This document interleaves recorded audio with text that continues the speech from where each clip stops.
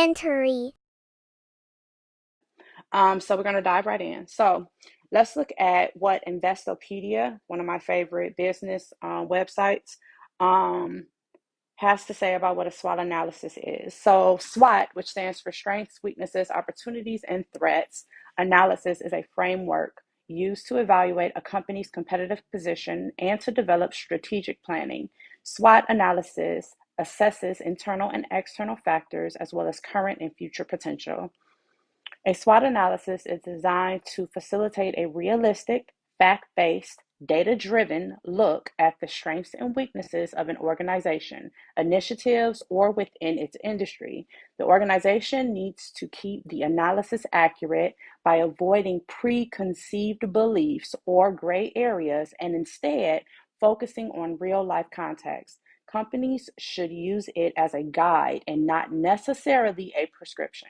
So that is the definition that we're working with. Again, this is Investopedia. You guys can let me know if you want the link to continue reading up on the SWOT analysis and what it is. So what I wanted to do for the time that I allotted to this particular topic is really just talk about a very relevant example for what most of us do and a question that we can encounter. Should I sell crochet?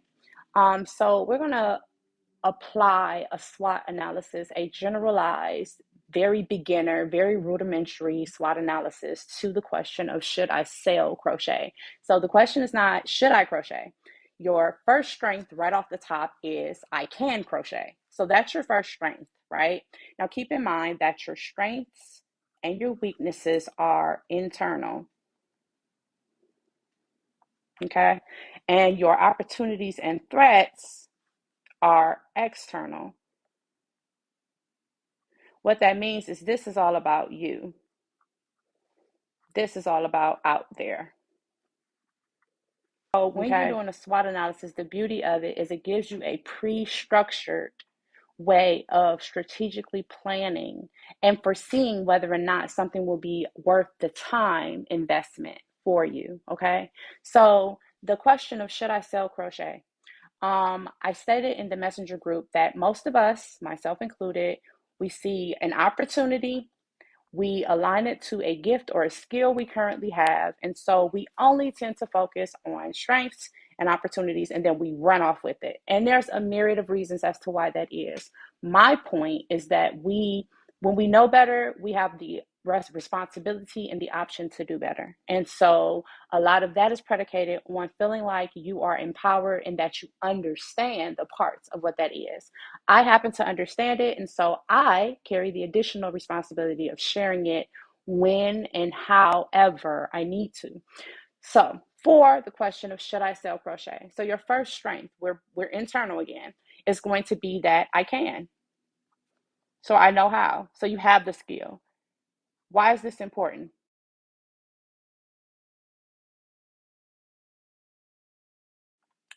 We can immediately go to opportunities as we tend to.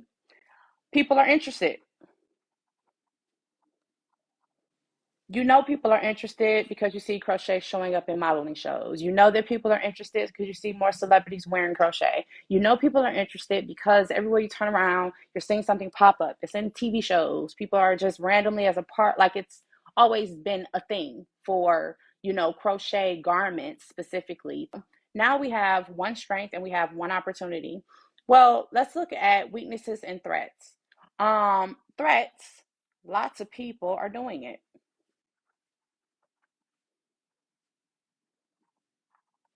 Weakness. Let's say it's I don't like people.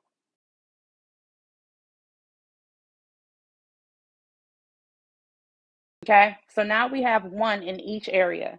Now, each one of these things, again, remember, this is a strategic planning tool. So that is the greatest benefit of SWOT analysis is for us. And like I stated in the definition, when we first got started, this is not meant to be a prescription. It is meant to be a strategic planning tool.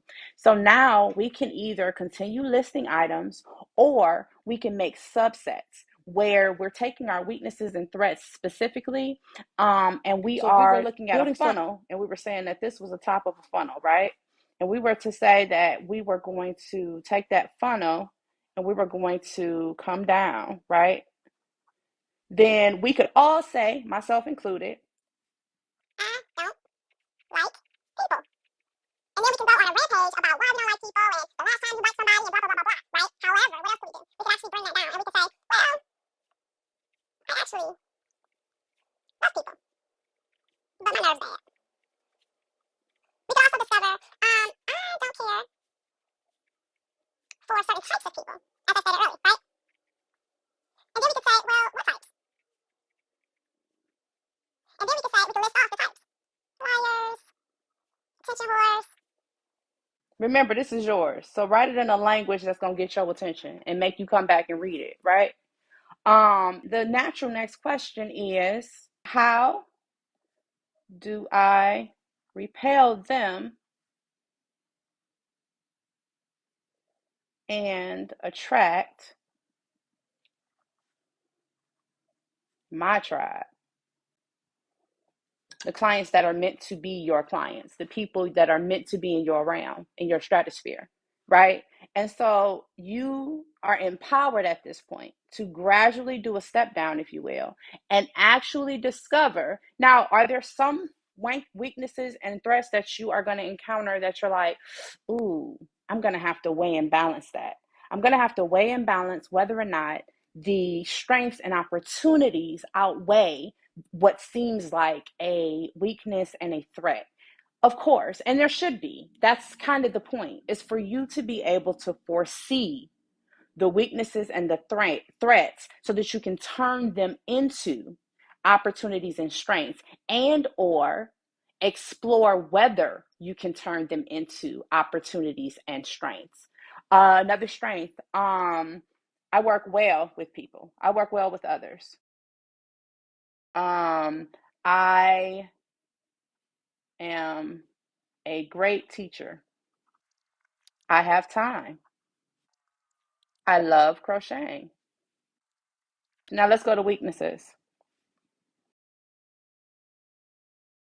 The use of my time. I'm not good under pressure. These are all reasonable. These are things I know some of you struggle with. These are also things that you can actually find workarounds if you choose to look at it from that perspective.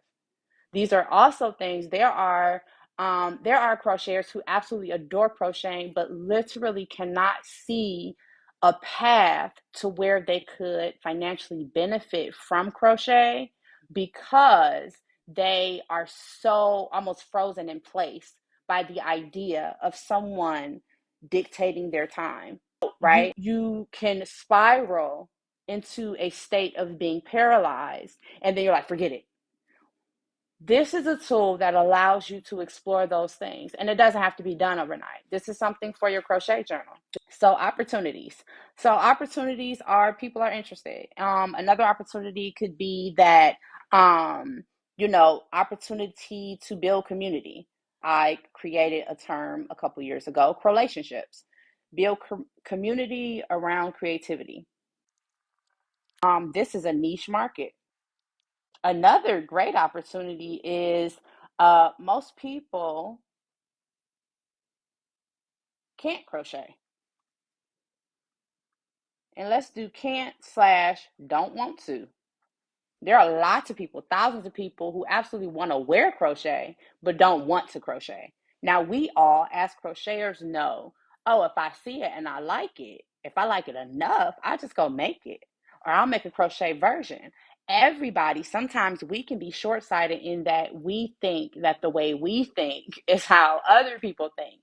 Your market is not you. Your market is not you. So while ourselves, we are the perfect starting point of a target market, we should not narrow our lens to just ourselves. Threat, again, is external, just as opportunities are.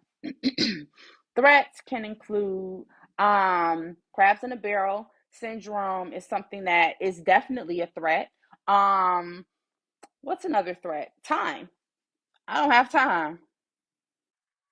And the last one I want to put is capital.